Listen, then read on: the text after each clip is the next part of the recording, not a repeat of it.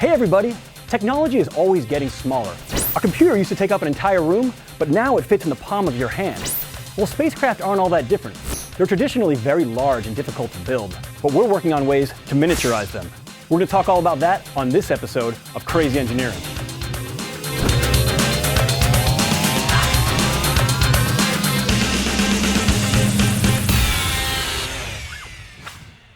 Hey everybody, we're here with Andy Klesch in one of JPL's smaller clean rooms. We're building CubeSats in here. Andy, what exactly is a CubeSat? A CubeSat is really just a standard for a small spacecraft, and we're talking a very small spacecraft, 10 by 10 by 10 centimeters at the smallest on here. And yet they go up to about 30 by 20 by 10 centimeters. And we've launched hundreds into low Earth orbit for the last 10, 15 years. So this really is in a big contrast to how we normally operate at JPL with our larger clean rooms and our larger spacecraft. It is. We're trying things a little bit different over here. It's much more rapid development, trying things out with 3D printing, and building things up a lot quicker because these missions are a lot smaller.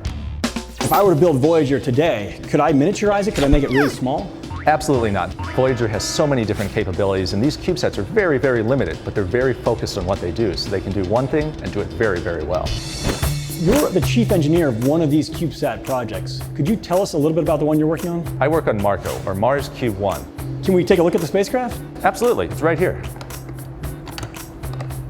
This looks more like a computer to me than a spacecraft. Can you explain a little bit about how it works? We have a propulsion system to actually steer us to Mars, a radio to talk back to Earth, and the computer and electronics so that we can actually operate. So Marco's actually going to Mars? That's right, we're launching with InSight. So Marco will travel along with InSight all the way to Mars? Actually, there are two identical Marco spacecraft, and they'll separate from InSight at Earth.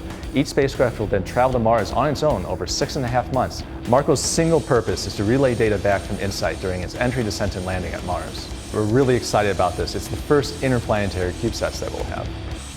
What do you see for the future of CubeSats?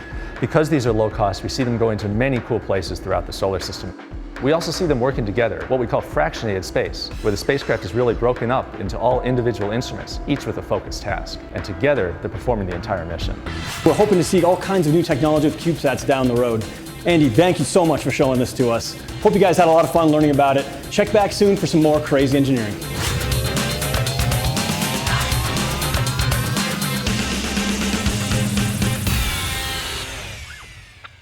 If you guys like that, you can click over here to watch more crazy engineering, or click here to subscribe to the JPL YouTube channel.